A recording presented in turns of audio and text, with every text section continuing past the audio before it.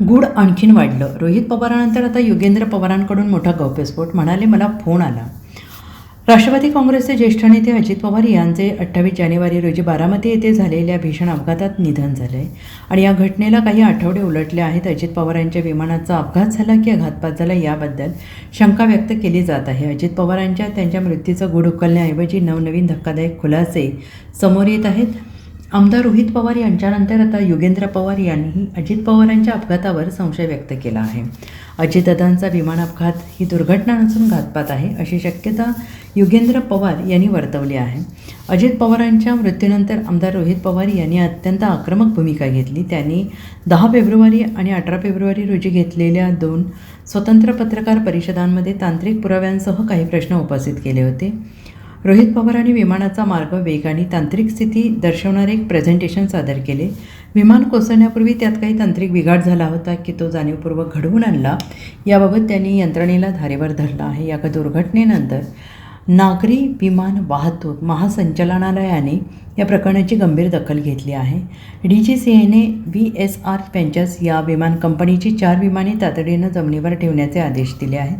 कंपनीचे पहिले ऑडिट पूर्ण झाले असून सुरक्षेच्या नियमांचे उल्लंघन झाल्याचे प्राथमिक संकेत मिळत आहेत. त्यानंतर योगेंद्र पवार यांनी केवळ 4 विमाने नाही तर चौकशी पूर्ण होईपर्यंत या कंपनीची सर्वच विमाने बंद केली पाहिजेत अशी आग्रही मागणी केली आहे.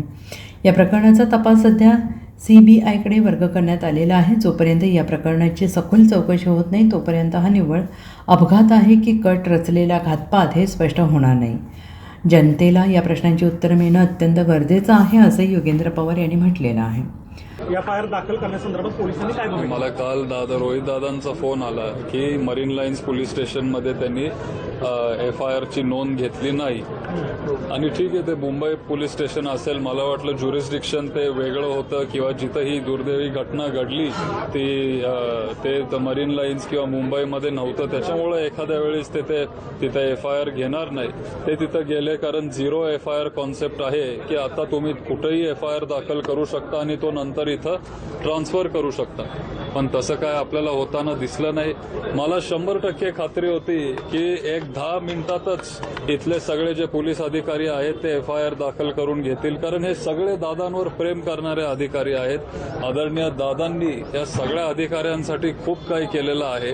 ही जी इमारत आपण बघतोय ही पण दादांनीच बांधलेली आहे. मग पोलीस हाऊसिंग क्वार्टर्स असतील, अनेक मोठे मोठे इमारत आणि सोयी सुविधा ह्या सगळ्या अधिकाऱ्यांसाठी आदरणीय दादांनी केलेत. ते त्यांच्यासोबत काम करत होते, पण तसं आपल्याला इथं होताना दिसलं नाही. एखाद्या वेळेस त्यांच्यावर कुठला तरी प्रेशर असावा असं आम्हाला जाणवलं. प्रेशर असावं असं तुम्हाला वाटतंय? कारण ते आम्ही ते तुम्हाला सांगू शकत नाही. ते तुम्ही त्यांना विचारायला पाहिजे. पण ज्या पद्धतीने ते बोलत होते असं आम्हाला ते जाणवत होतं. एकंदरीत 28 दिवस आता किंवा 30 दिवस उद्या परवा महिना होईल. काय पोलिसांनी या तपासात काय बाहेर काढलं? काय चर्चा झाली तुमच्या अधिकाऱ्यांबरोबर? कुठपर्यंत आलंय? काय आलंय?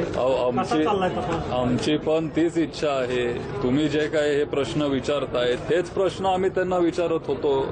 आम्हाला दुसरं काय नकोय.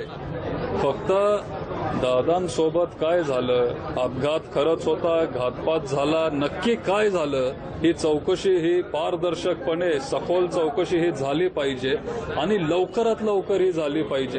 ह्याला 2, 5, 10 वर्ष नको.